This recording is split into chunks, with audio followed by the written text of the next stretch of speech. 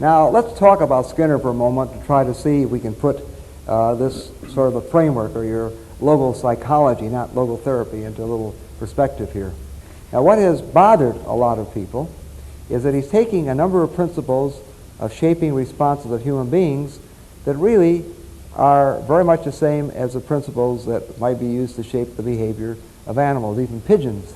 As long or as soon as you conceive of it as something, as a basis with a superstructure, a basis on which to build the proper building called humanity of humans, then you need not be so critical. Because as I put it at the beginning of our dialogue, you remember I said man doesn't cease to be an animal, but he's at the same time infinitely more than an animal. And I invoke the image, the analogy, the simile of an airplane. An airplane doesn't cease to be an airplane, although on the ground he may move like an automobile. The same holds for the human being. A human being has learning processes, conditioning processes. A human being can, if fallen mentally ill, be reconditioned in a healthy direction and so forth. And in this sense, Skinner and all the other behaviorists are absolutely right. But they must not stop. Or after they have delivered their message, after they have published their books, we, you and I, need not stop and say that the whole story. But we have to recognize that in order really and totally to understand the human being, we cannot be spared entering the human dimension, the next dimension. And this becomes particularly important if we are confronted with questions such as, is there a freedom? Is there a dignity? Skinner did not move beyond freedom and dignity, but he stopped before freedom and dignity because he programmatically restricted his view and his research by which he arrived at his view to the lower plane, which is of course shared with other animals.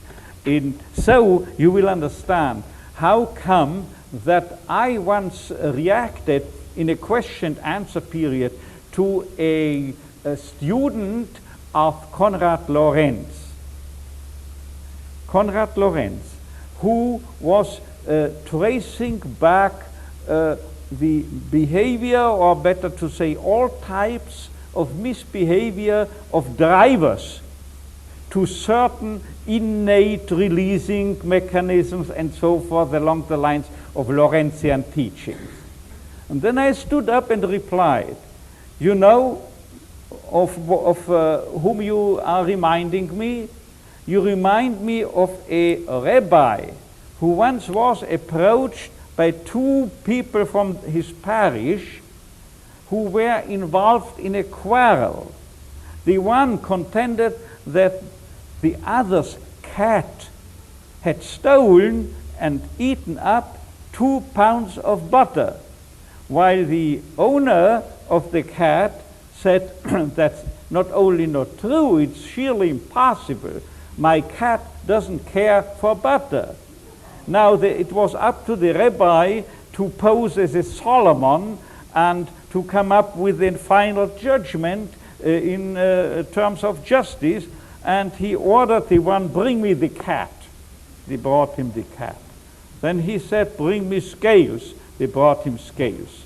Then he put the cat on one of the scales and asked the one parishioner, how many pounds of butter had the cat eaten up? 2 pounds, Rabbi.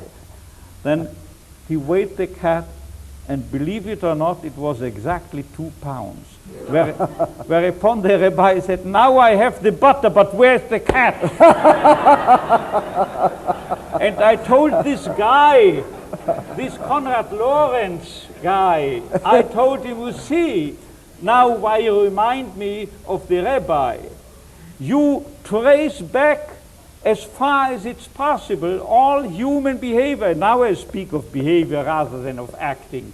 All human behavior to the level of an animal, that is to say, you only select those properties or reactions or phenomena that are equally visible, perceptible in any animal, any other animal.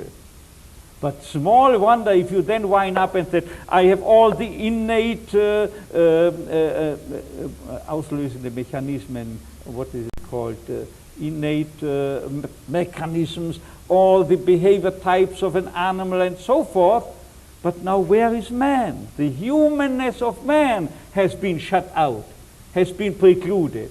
So small wonder that he doesn't find it. Small wonder that as long as you restrict Skinner to this basic square, he cannot even see the phenomena such as conscience and or freedom or dignity. He would gladly accept the hypothesis that conscience is nothing but the result of a conditioning process. Look, just consider a dog that has wet the floor and now slinks under the couch with the tail between its legs. This is bad conscience. Now it's the result of a conditioning process. He's absolutely correct. However, true conscience only begins where the fear of punishment or over against the hoping and longing for reward is no longer a determinant and the reason on which you build your decision to behave morally. And so the man, the onlookers on the street, there will be one or the other who, knowing that he may become the victim of stabbing, still ventures to intervene and to interfere. But these are members of a minority. You see, I believe that decent people are and will ever remain a minority, forming a minority in our societies. But isn't this anything but the challenge to each of us to join this very minority? Isn't it a challenge to do our best? Because this world is in a bad state, I'm used to saying, but it will become still worse unless each of us tries to do his own best. Well, may I ask you to finally play prophet for a moment? I think that the bottom line question I think that thinking individuals all over the world are asking is, can society survive this nuclear age? I would say the nervous system of the Russians and of the Americans is ultimately one and the same. And I think that mankind has again and again throughout history found a remedy compensating, preventively compensating for the specific, for the phase-specific dangers at the respective historical period of time. This is my hope. What logotherapy can say is only one thing. In the same way as in concentration camps, in all the prisoner of war camps around the world, those prisoners have the relatively greatest chances of survival, that is, ceteris paribus, under the same circumstances, those prisoners who were oriented toward the future, having the vision of a meaning to fulfill in their future, and or another human being to be reunited with in the future.